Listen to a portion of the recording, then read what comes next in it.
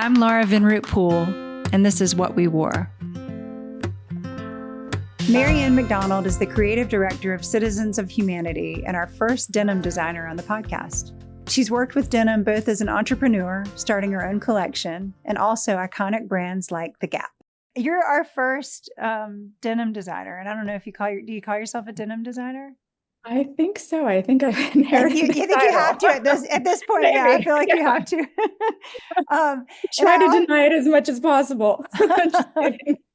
Well, and I think also we may be the longest standing Citizens of Humanity stockist since probably day one. Oh, that's incredible. Yeah, I feel so fortunate to be working at a brand that has, that kind of longevity. I feel like it's rare in these days, especially really in the rare industry, to find something that can continually reinvent itself. Yeah. Well, and I mean, with a pretty simple concept, to totally. be able to, I think that's the genius that you're able to do that. I want to hear more about that. But first I want to know, tell me where you're from, Marianne. Sure. I was born in Los Angeles but then grew up in Eugene, Oregon. Oh, wow. My dad was a professor at UCLA, and then he was hired at Oregon. And so they moved there when I was a toddler and felt like they could create a really nice life for my sister and I. And so we grew up there in this little kind of hippie town, and where everybody dresses super casual and there's literally no mention of fashion. Well, tell me, so what was your childhood like? And what kind of professor was your dad? Labor law. Oh, wow. Thanks, I know. Exciting. Right? Totally. And my mom, she was a fundraiser for the NPR station there. So, oh, wow. It was a town full of really progressive ideas, but set in this kind of bucolic setting. And my childhood was just super simple. My dad loved sailing. My sister and I hated it at the time. Looking back, I'm like, why did we hate that? We got to relax on a boat at a lake. That sounds incredible. But I think when you'd rather be playing with Cabbage Patch Kids and Barbie, it's not fun. And tell me about style. What's your first understanding of fashion or style? Right. I think growing up back then, it was really it was such a different time in terms of in mall culture.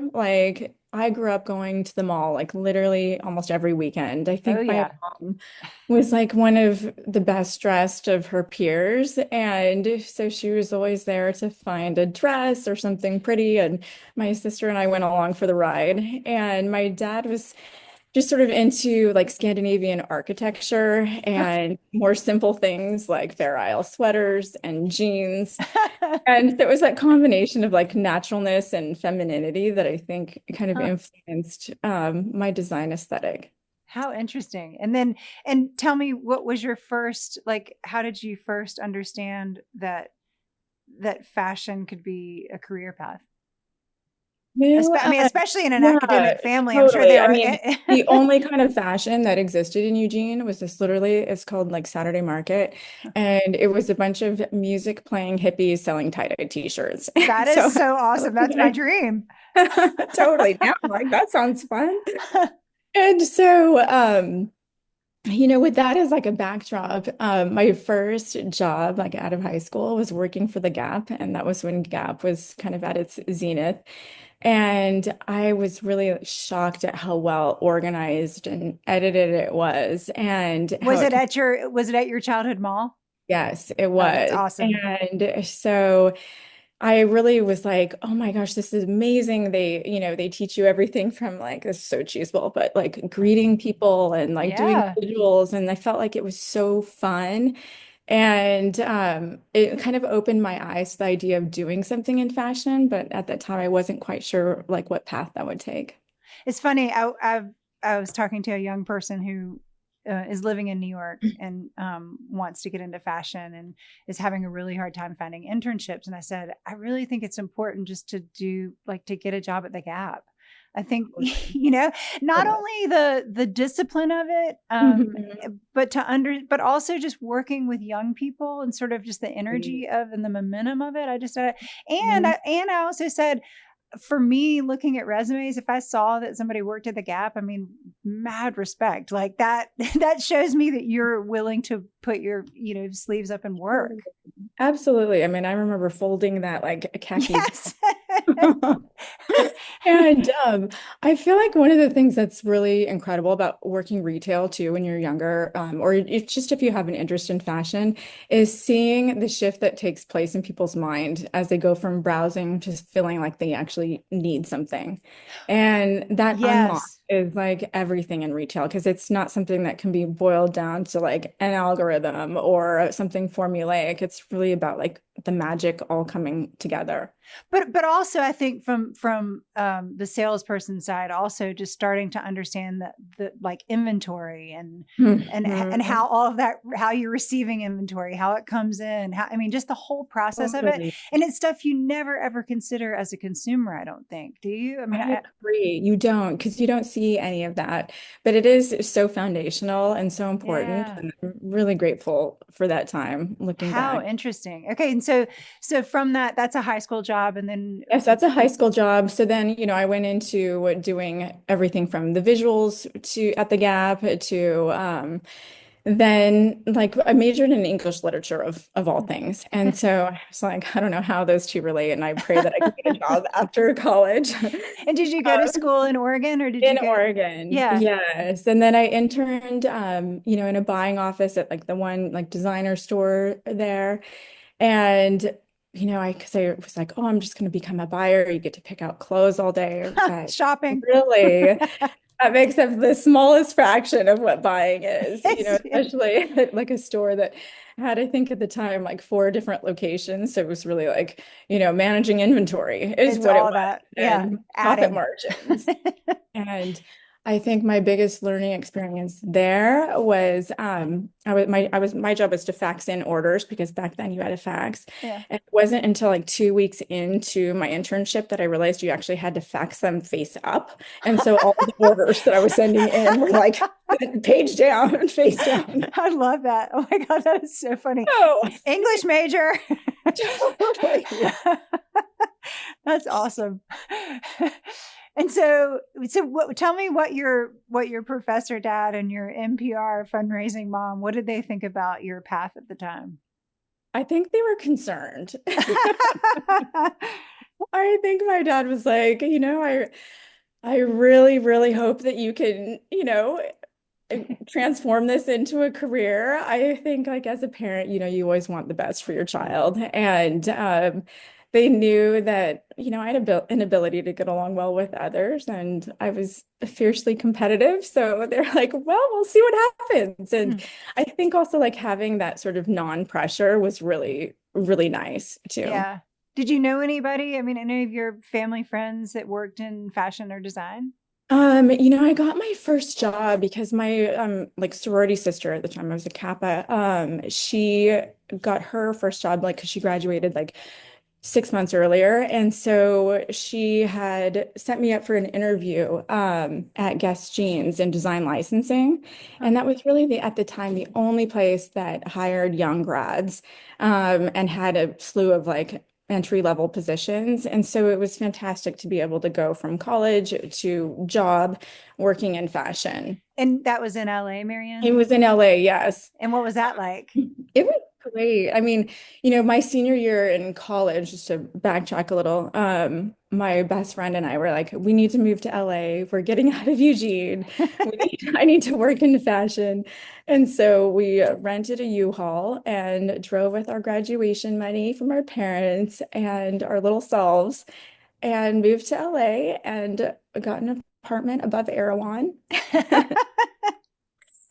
So we were seeing people like Billy Bob Thornton and Lauren Dern like shopping, and it was just your full-on like 20-year-old LA experience. That's amazing. And back then it was actually just really like a health food store, a hippie store. Totally. That's Yeah. so funny. And tell me about what stands out about that first job in the licensing department of Guess.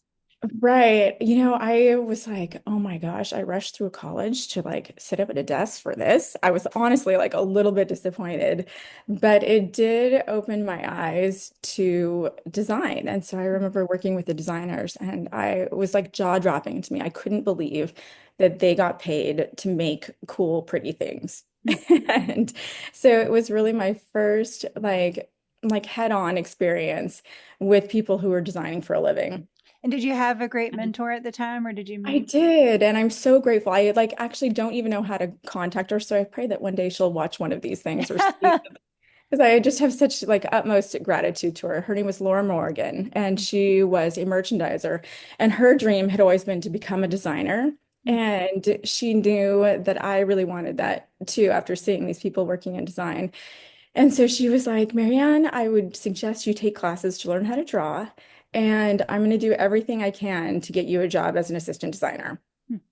And so she like once I signed up at Otis to for like sketching classes and fashion design, she moved me into first merchandising and then to design. And it was really like so generous of her and such an incredible experience being mentored by somebody Yeah. who was so thoughtful in their approach. And so from then on, I stayed in design. Well, and that's what I was going to ask. A couple things in that. One, was it automatic? I mean, did it connect immediately? Did you know what you wanted to make and what was missing, and kind of Yes, you I had a think direction without even trying totally. almost? I feel like all my life I had always been designing the perfect outfit in my head. I just didn't realize that that was what it was. I would go to stores and be like, I wish I could find like, gray trousers like this or jeans that made me look like X, Y, or Z. And so now like looking back, I'm like, oh, I was designing in my head before I Yeah. even knew what fashion design was.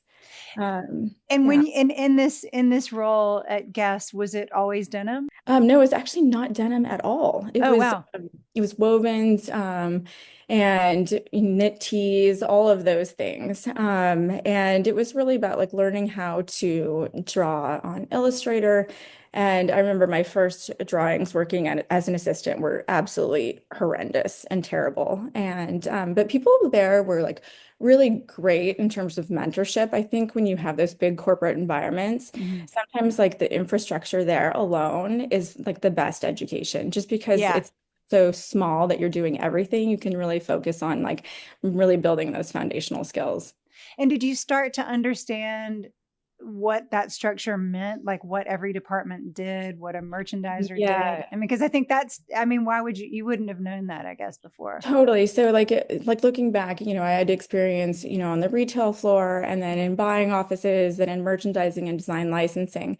And what I didn't know at the time is that I was really putting together like a full like 360 view of what Totally. goes on in fashion. Hmm. And while some people may not land their like dream job early on, like all of those different things will all come together to really help you in the future. I totally agree with that. I want to go back one little bit before we move on. Do you remember having a favorite pair of jeans? And was it from the Gap growing up? No, it was like my first experience with brand, and that was when actually Guess jeans, like Yeah. in the 80s, were around. And I think it was like my like second grade, third, somewhere. I was very young, Uh-huh. and I really wanted this like jean jacket. I was dying for a Guess jean jacket, no joke. And I remember like laying there in my bunk bed thinking about like I pray that I get this jean jacket. And so it was like such a passionate focus on getting something that was branded, and especially coming from a town like Eugene where brands didn't even really Yeah. exist. So I feel like that was really, I think it was probably looking back, one of my parents' best purchases in their lives. And so I love that. So from Guess, where did you move from there, and how long were you Right. there? So then I worked for Robert Rodriguez, and there, his background was he was the creative director for Dior, and then at the time was formulating his own line and working for Laundry by Shelley Siegel. Right. And so it was everything from like draping to learning from somebody who was really meticulous in his approach to ready to wear. And I learned about suiting and chiffons and silks and all things like that. And so I was like a little design sponge. So I did that for a little while and then ended up working for Joe's Jeans back. Mm-hmm. And this is like right at the beginning of the denim sort of Craze. craze. And literally it was a craze back then because it was like people just caught on to the idea of premium denim. Yeah. And when I joined Joe's, I was hired as a ready-to-wear designer. And I remember like my first day on the job, he was like, "Oh, I forgot to tell you, you also have to do denim." And I was like, "Okay, fingers crossed." TBD. Really. And I remember going to those denim fabric meetings, and back then they would just show you like raw pieces of denim, and it was literally like all blue to me. And so I kind of willy-nilly go out and hope for the best. But under like working under Joe, I actually got to really understand like how important having a distinctive point of view of how you want the body to look was when you make denim. Huh. And it's not just about like making clothes, it's about like bringing a silhouette to life on a human. It's a lot of like architecture and engineering that kind of goes into it. Were you always did you always try on the product? I mean, were you a Definitely. sampler? Yeah, Yeah, because totally. I mean, for girls especially, Yes, you know? absolutely. And it's funny, like working in design actually makes you sort of less reverent about clothing because you're like, oh, what if I cut it here or do this there? And so Yeah. it's always fun to experiment with it. What stands out the most in those couple roles? What did you learn? I learned that I loved the fast-pacedness of it. Huh. I think there's that saying, like, when you think about like flow and when you're like in the throes of really like working in something that you're passionate about, like time stands still. And I remember like running around the sample room and, cajoling pattern makers to work on my stuff first. And it was just super exciting and fun and cool to be like absorbing it all. And let me ask you about fast pace. Do you mean fast pace in that at that level to scale things can be produced quickly, or do you mean jeans happen pretty quickly that you can, because turnaround is so different from somebody who Yeah, that's a great question. And I mean fast-paced by in design, like I think every designer will like relate to this. You're always behind calendar on some level. right. And so there's always a new collection that needs to go out. There's production approvals that have to happen. And so you're constantly juggling like multiple seasons and multiple products. And that kind of busyness was just so exciting to me. Wow. I mean that's really interesting that your brain likes that because most people I think can't handle that. Yeah, I think I like it was like something that really like got my blood pumping. I was like, That's oh my so God, I interesting. love this. I love it too. I mean, I think from the buyer side, but I also think um, it's interesting you say that because for me in market almost all the time I'm like, okay, what am I looking at? When does this arrive? And trying Same. really hard to understand like what are we doing here? Where are we? Yes. And I mean, And I'm sure it's two steps back for you it's because you're designing exactly even that. like a year ahead. It's exactly the same for you as it is for me. And I think for us creatives too, there's something that feels like you're okay with it. You're okay with Yeah. not knowing which season you're looking at, in that early sense, you know that it's all going to come together. And so, how did your opportunity at the Gap come about after these two experiences? Right. So when I was at Joe's, I started when they were selling like literally like 500 pairs of jeans a year. Hmm. And when I left there, we were doing like $36 million in revenue, which at the time was a lot. Wow. And Gap recruited me because they wanted to really like redefine like what 1969 denim was. Hmm. And so I moved from LA to New York City and it was a perfect time in my life for change and new challenges. And I love the idea of going to like a big corporate company. And you went as what was your role? What did they hire you as? Yes, I was a senior designer and then promoted eventually to design director for women's denim. In that, like, are you? I'm really fascinated by the one working there as a kid, I and know. and two, like to sort of rework 1969, the whole project. Like, were you at the time obsessed about jeans? I mean, I guess you'd been at Joe's, so you probably, to grow it from 500 pairs to 36 million, you probably were pretty obsessed. But were you personally obsessed? Did you only wear jeans? I mean, when you have that interview, Yeah, are you wearing jeans? of course. But I think I wore Joe's to the interview, but I did wear some Gap and I think Marc Jacobs was trending at the time. So I was like Marc Jacobs, but you better believe I had those outfits like fully planned out. Yeah. And And yeah, so it was interesting too because, at Gap, what you learned, or like at a big company like that, you learn the value of teamwork. And Yeah, so while some people might say like I did this, I did that, like I think what I probably did there was work well with the the team. team. And that's everybody from like the sourcing partners to your factories to, at the time the creative director was Patrick Robinson, who's Oh, wow. amazing, generous, and lovely. And Yeah. so I just felt this real connection to the merchandisers, and there was this woman named Lexi who headed up our denim merchandising, and she was just like so focused on elevating the assortment too. It was really like a superhero team, I think, of people Huh. who came together at that time. And sorry, I want to go back again to so before you have the interview, do you go to the Gap store and sort of look at the offerings and see what's happening? And Sure. yeah, Yeah. and what Um, was your impression of where it was as compared to the heyday of when you were working there? I was like, well, the only way we can make this happen is that we've got to have some change. So, I So it was really clear to you like what needed absolutely. to happen. Oh, really? I How mean, interesting. at the time, like in my mind, like I was like, this stuff is not cool or not sexy. And if I'm totally blunt.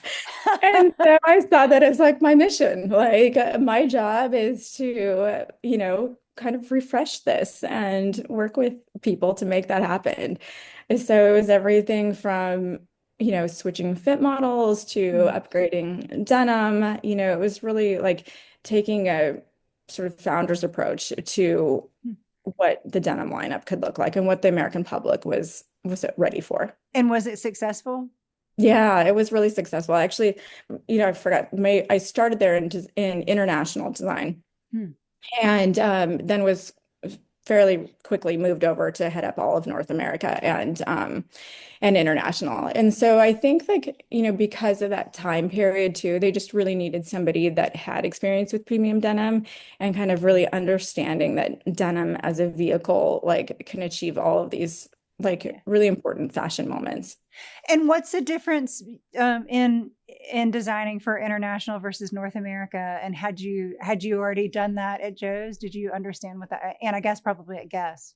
Right. The difference, Gap was a lot more eye-opening. I think, every 6 weeks we were in Europe or Japan. So really I got to see like a global perspective of what people were gravitating towards. And, in broad strokes, you could say that, the Japanese have like a real affinity towards or for like Americana Mm-hmm. and things that feel like layered and textured and authentic. Mm-hmm. There's also a softness and a femininity in what they gravitate towards. And whereas like the European market has like a slight more like rock and roll edge meets like a little bit of sophistication. So like darker washes, leaner cuts, things like that.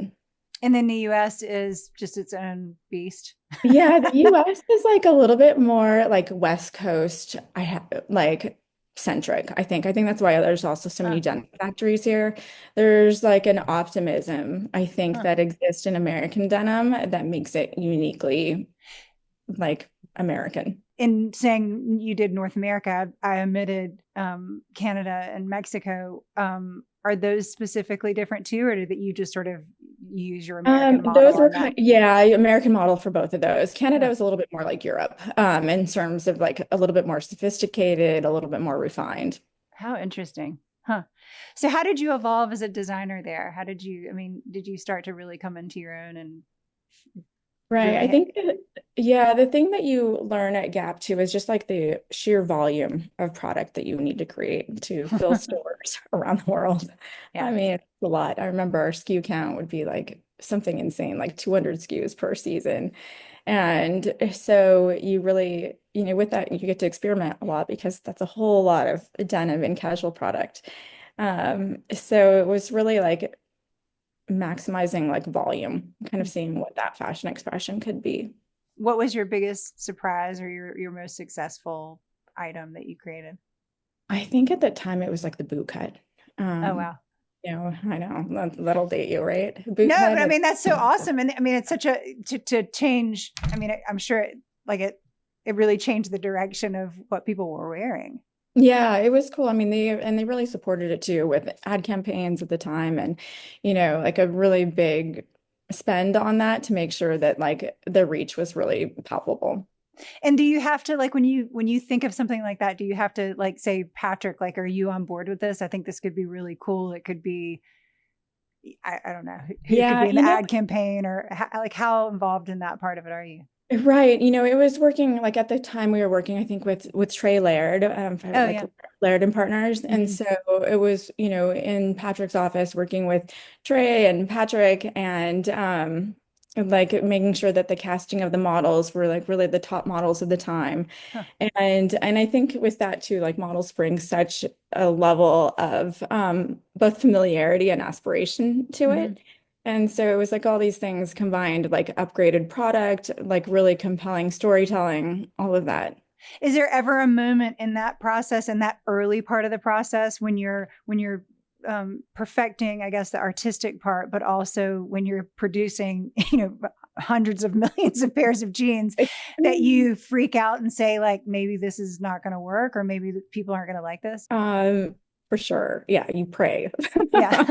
I think like you're like, I hope it's good. We think it's good. I hope you think it's good.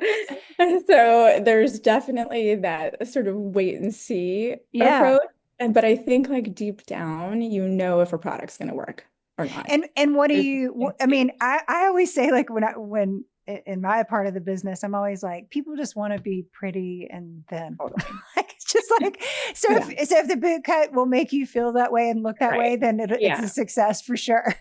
Yeah, people exactly. Like people want to be a sexier, hotter version of themselves. And that's really what will make them say, I need this pair of jeans. And jeans are so interesting because I mean, the Gap, what are they, $100? I mean, like, or at that point, probably around then. Yeah, like I think they're like 70 back then. Yeah. So it's like so accessible, and Accessible. Yeah. you can really change the world with a pair of jeans, I would You imagine. totally could. And it's funny too, like with denim, it's much like it's super polarizing, much like swimwear. And it's unique in the sense of like people can use denim to find themselves or find Mm. how they want to look. Like, let's say you like put on a pair of bad jeans and you're like, not only do you feel bad, you're like, that's not me. Yeah. And when you put on a pair of jeans that makes you feel incredible, you're like, that's me. Yeah. And you like understand, like it's when your like mind aligns with like the physicality of fashion. And I feel like there's something really unique about denim being able to do that. Totally agree. And when I'm in people's closets, that's the thing that's really striking to me, is that denim can date you faster than anything in your wardrobe. Totally, And totally. it's the cheapest way to, I mean, you can change it really It pretty is. easily. And you can wear the same pair of jeans every week. Yeah. Like you can't really like you buy a special top, you're maybe wearing it like 4 times a season. Yeah. And but those jeans, you can bring those out every single week. So Yeah. there's such great value and style in a Huh. pair of jeans. Are you a vintage collector? I'm actually not. I think I'm Huh. the only denim designer on earth that is not a vintage collector. I'm um, almost embarrassed to say that's I okay. appreciate vintage a ton. Like I think it adds like spirit and there's things that you can learn about denim, but I feel like my sort of non affinity for vintage is what makes me probably a better denim designer and Yeah. that I feel like vintage doesn't check all the boxes in terms of being able to transform it to like what you want it to be. Hmm. And so like sure you can now like alter things and like that perfect pair, but I prefer like I think non-vintage denim. I love that. So how long were you at the Gap before you started to think about launching your own collection? And what were the signs? I was there for 5 years and during that time I met my husband in New York City who's also from Eugene, Oregon, and he was No in way. New York. That's so Oh, I weird. know. So wild, right? Yes. And yes, we ended up sitting across from one another at an Oregon alumni Huh. game, like that was televised. And at the time, those Chloe Paddington bags were trending. So I was carrying one of those. So And the your shoulder was table broken, there, basically. yeah, my shoulder was broken. And as I turned to like get up to leave, because I was going to somewhere else to see some friends, I knocked over a beer on the person sitting next to Kobe, and of course didn't see it, and said goodbye to Kobe. And I meant to kiss him on the cheek, but accidentally kissed him on the mouth, and so I was like flustered and embarrassed, and quickly got out of there. I love And so, that. yes, the person sitting next to him with the beer spilled on her, she was not too happy. And, thankfully, Kobe tried to gloss things over and was like, I'm sure she didn't mean it. And I love that. yeah. And so you got together with him and y'all decided to move back Yeah, west? we stayed in New York for like years, had a baby there, and then we were like, I was traveling, like I was concepting, by this time I had left Gap and was concepting McGuire, which was my company at the time, and was working on that while having babies. And so it was a bit stressful and chaotic having like crying babies and all Yep. of that. But I feel like the design portion too is also what kept me like inspired and grounded. It was something that's so intrinsic in my DNA to like think about clothing, which sounds so weird, but I just loved it. So, So what was the vision for the company? What did you see that was missing in the market that you wanted right. to I create? love the idea of exploring like the idea of utility Mm. as it meets luxury. And so McGuire was really like, adding this feminine edge to this like authentic utility story.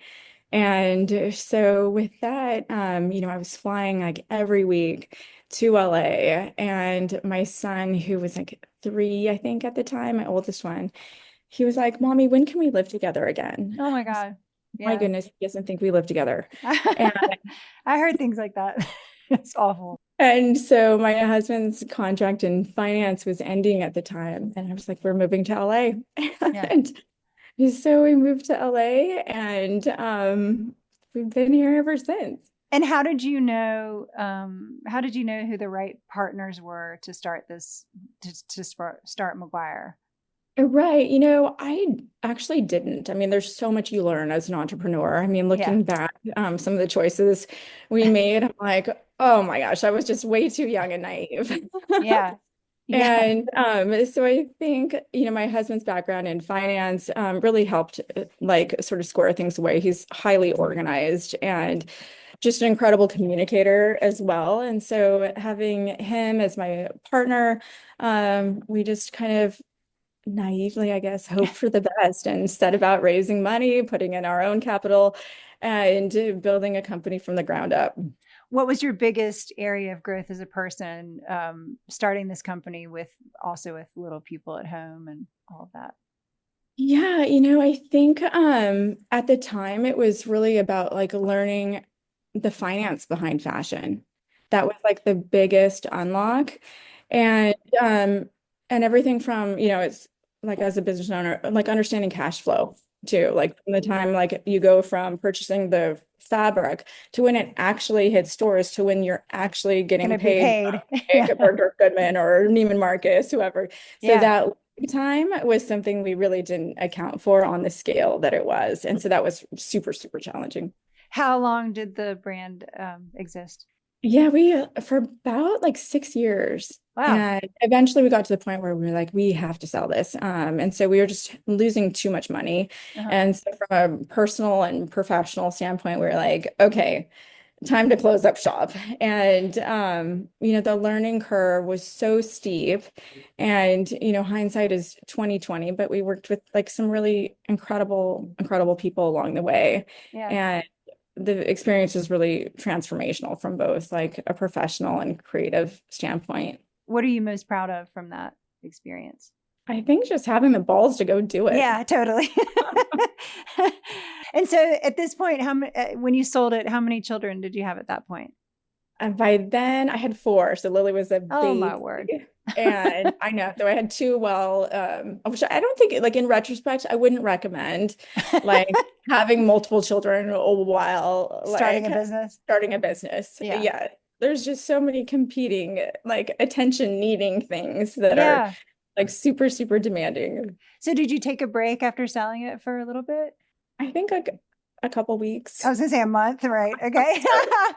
I know I got really lucky that Amy, my CEO, reached out to me, and I had met her like, at I think it was Coterie in New York City. She had stopped by like the McGuire booth and introduced herself as a fan of the brand, and she was just super lovely. So when she reached out to have breakfast with her and Gary, one of the original founders of Citizens, I thought that that sounded like an amazing opportunity. So I was super excited. And did you know about the brand? I mean, had you tried it Of on? And course, yeah. yes. I feel like Citizens was always sort of my favorite Hmm. in terms of like their logo, like what they stood for in terms of authenticity and fit, was definitely like completely aligned with who I felt like I was as a designer. And did you come in straight as creative director? Yeah. And what did that look like? So, anytime you go from being an entrepreneur to working again in like a corporate environment, there's always an adjustment. Um, but I feel like Amy has this unique ability to like really inspire and bring out the best in her team. And so I felt like in a lot of ways it reminded me of like working at a grown-up version of McGuire.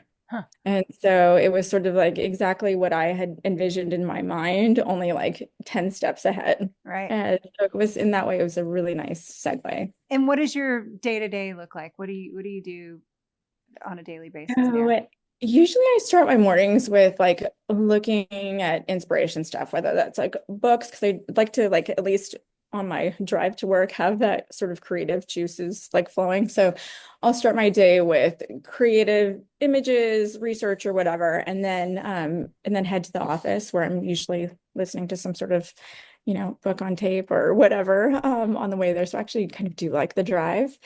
And when I'm there, we start with fittings and we fit usually like new season stuff and production stuff, and then move on to working with the team on everything from color approvals to new concepts, fabric meetings, all of that.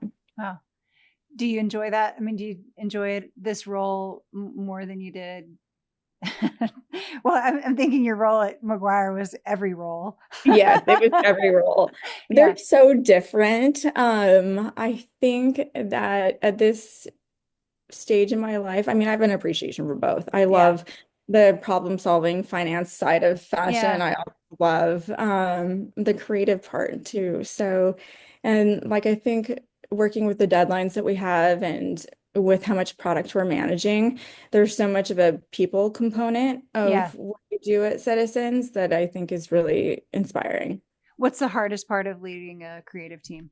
And maybe not hardest, but like what I like to focus on is, like just so things don't get stale is okay, knowing what we, because each season there's like a new challenge, whether it's, a labor like not moving fast enough or fabric delays or some new fabric that you're super excited about is going to come in at the 11th hour. So there's always different things, but I love seeing how the team's evolving to become better troubleshooters and problem solvers and working together to really like help one another, whether it's like the person who handles product development for men's, like when she's a little bit slow, helping out the women's team.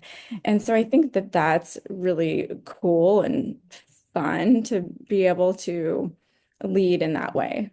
How many people on the creative team? On the creative team, there's three of us, but I don't want to discount like our team of product developers because Yeah. they are endlessly creative in how they participate in wash development and color development.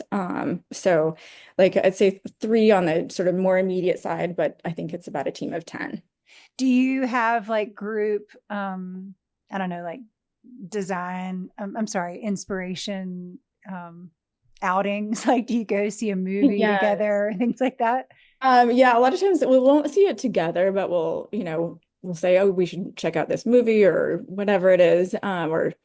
And then we do vintage shopping together. Oh, that's And awesome. LA has some really great vintage shops, especially like on La Brea, Yeah. everything from like high end to, those great t-shirts that come in beautiful colors. Mm, that's So we fun. try to do vintage as much as possible. We had a I didn't realize how young my team was until we had Saint Laurent came out with a collection that was all, this is several seasons ago, but it was all kind of Belle de Jour, the Hmm. Catherine Deneuve movie. And I was saying, like, the girls were kind of like, I don't really get it. Like, I'm not really feeling this collection. I was like, oh no, it's all Belle de Jour. And they were like, I don't know what you're talking about. And so it Totally. required everybody to watch it.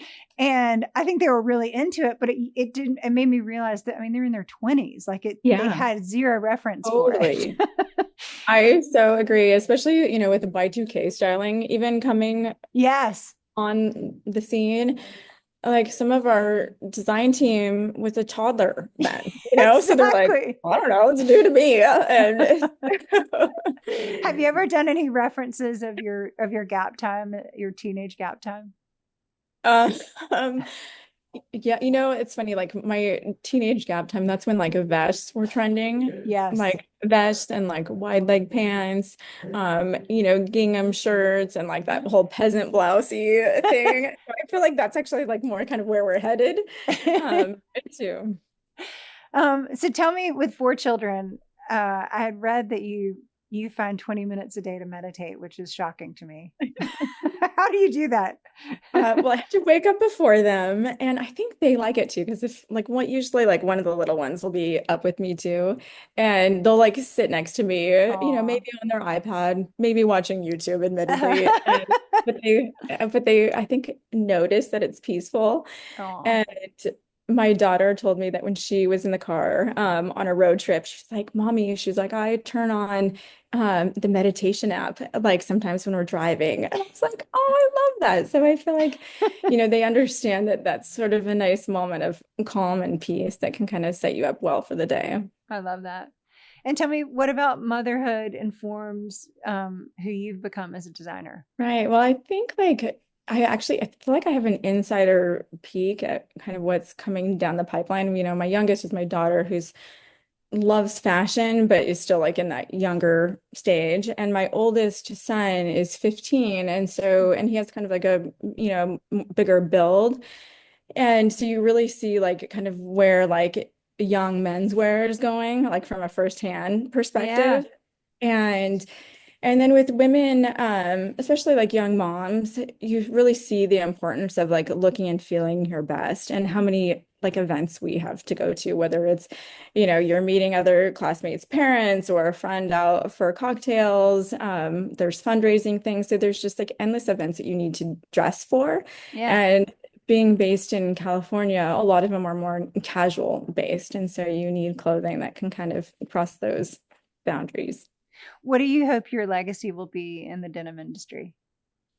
Oh gosh, I don't know.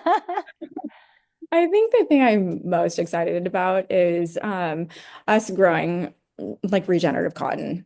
When you Yeah. think about like fashion's impact on the world and the environment, like being able to really be a pioneer in this realm is so meaningful to me because it not only means regenerative agriculture, but just a commitment to like going after innovation in ways that can help the world and our communities.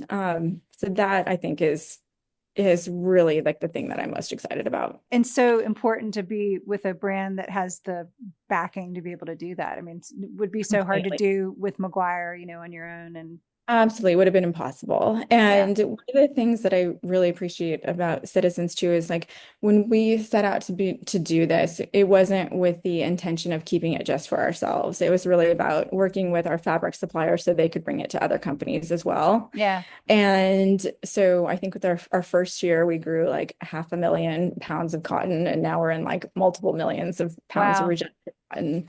And seeing these farmers go from being skeptical about the idea of transforming their land to really embracing it as a way that means like more prosperity for both their family farms and for their workers is so cool. yeah, that's amazing. Is there anything that I haven't asked that feels important to share? Um, Gosh. One of the things I think like for people who are even thinking about fashion, I love that it's an opportunity. Like if you're obsessed with learning things, it is like one of the most perfect careers. Totally possible. agree with that. Like the amount of like the world you can see, the people you encounter, the daily problem solving, and the fact that you're in some regards like your work should reflect like the culture around you. It means it's always evolving. And I love that. I love that too. We had a great intern this summer, and I said, "You're clearly smart," but I said, "I think that what you bring more than that is curiosity. And if you have curiosity your whole life, you're going to be a really successful person.